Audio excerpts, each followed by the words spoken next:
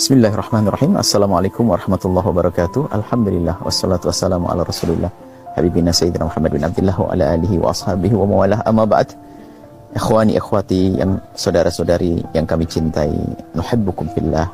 Semoga Allah menjadikan kita hamba yang saling mencintai karena Allah. Hari ini kita di tanggal 14 Sya'ban, artinya nanti habis maghrib kita masuk malam nisfu Sya'ban. Tentang malam nisfu Sya'ban sudah pernah kami hadirkan hadis yang diriwayatkan oleh Ibnu Hibban, Imam Tabrani, hadis sahih bahwasanya di malam nisfu Sya'ban Allah mengampuni dosa hamba-hambanya kecuali orang yang menyekutukan Allah dan orang yang punya kebencian dan dengki kepada sesama. Maka dari itu mari kita persiapkan untuk menyambut malam nisfu Sya'ban. Ayo kita lapangkan hati kita. Cari siapa orang yang bermasalah dengan kita, siapa yang pernah kita benci, siapa yang pernah kita musuhi, kita dendam. Ayo kita lapangkan, kita maafkan mereka. Jangan sampai ada dengki di hati kita. Doakan dengan doa kebaikan, doakan dengan doa kemuliaan demi menyambut malam nisfu Sya'ban agar kita mendapatkan pengampunan dari Allah Subhanahu wa taala. Kemudian juga malam nisfu Sya'ban tidak ada amalan khusus di malam nisfu Sya'ban.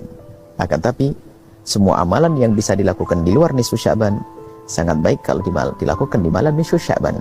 Karena itu malam khusus yang Allah pandang hambanya dengan pengampunan. Maka mari kita persiapkan diri kita di malam nisfu Sya'ban untuk menjadi hamba yang siap dengan pengampunan dari Allah, yaitu dengan kita berbanyak ibadah di malam itu. Tentunya ibadah yang sudah diajarkan Nabi, di antaranya adalah mulai dari waktu maghrib Anda melakukan sholat berjamaah. Setelah Anda melakukan sholat maghrib berjamaah, jangan lupa ba'diyah maghrib. Martabatnya sholat yang paling utama, martabat sholat paling utama adalah sholat fardu, adalah sholat ba'diyah qabliyah, sholat rawatib. Setelah Anda melakukan ba'diyah maghrib, Anda bisa membaca zikir apa saja yang Anda dapat dari guru Anda, yang baca rotibul haddad, baca rotibul haddad. Kemudian ada yang kemudian membaca doa-doa apa saja. Kemudian setelah itu Anda melakukan sholat isya berjamaah. Dan setelah melakukan sholat isya berjamaah, Anda melakukan sholat ba'diyah isya. 2 rakaat atau tambah 2 rakaat, katakan lagi menjadi 4 rakaat, 2 dan 2. Kemudian setelah itu Anda bisa melakukan amalan yang lain, seperti Anda punya hajat apa, lakukan sholat hajat 2 rakaat. Kemudian Anda sholat istikharah, minta petunjuk kepada Allah agar dipilihkan yang terbaik untuk kita, 2 rakaat. Kemudian setelah itu Anda melakukan sholat tasbih, jika Anda mau, dengan 2 dan 2, 4 rakaat sholat tasbih. Dan setelah Anda melakukan sholat tasbih, akhir daripada sholat Anda, sholat witir 3 atau sampai 11 rakaat. 3 sampai 11 rakaat.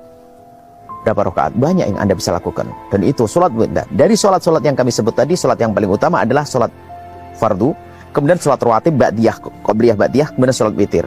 Adapun sholat yang namanya sholat tasbih itu adalah di bawah derajat yang sholat witir tadi. Maka jangan lupa witir. Kalau Anda ingin memperbanyak witir, perbanyaklah witir sampai 11 rakaat. Luar biasa. 3 sampai 11 rakaat. Kemudian setelah itu Anda istirahat. Kalau Anda punya kesempatan bangun malam tahajudlah Anda sholat beberapa rakaat di malam hari. Kemudian Anda masuk waktu sholat subuh, sholat qobliyah subuh 2 rakaat. Kemudian melakukan sholat subuh berjamaah. Sempurna Anda dalam melakukan amalan di malam nisfu Sya'ban.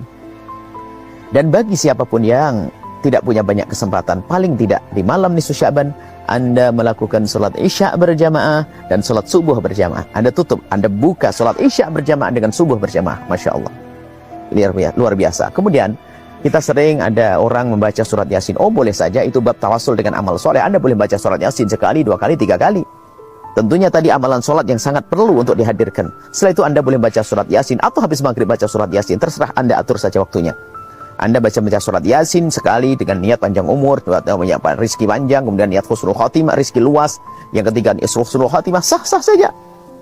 Karena itu adalah termasuk tawasul dengan amal soleh dengan baca surat Yasin. Hanya sedikit yang perlu kami sampaikan. Ada yang melakukan sholat sampai 100 rakaat dan sebagainya. Memang itu dinukil oleh Imam Ghazali, tapi banyak ulama kita juga yang mengingkari itu semuanya.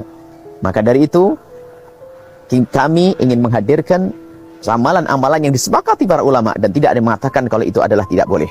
Adapun 100 rakaat Imam Ghazali menghadirkannya dalam Ihya'nya, tapi Imam Ibnu Hajar Al-Haytami mengingkari. Maka Anda jangan masuk wilayah perselisihan dan persengketaan, apalagi caci maki.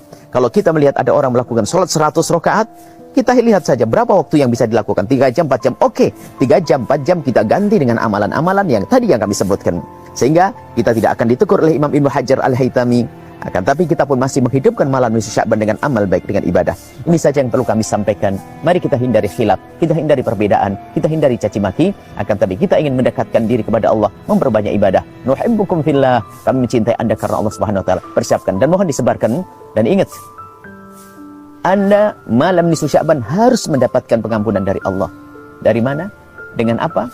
Dengan lapang hati, itu yang terpenting. Memaafkan kepada semuanya. Jangan menjadi orang musyahid. Dan kemudian amalan-amalan yang kami sampaikan tadi itu semua diambil dari baginda Nabi Muhammad sallallahu alaihi wasallam. Nuhibbukum fillah, nuhibbukum fillah, nuhibbukum fillah. Kami mencintai Anda karena Allah. Assalamualaikum warahmatullahi wabarakatuh.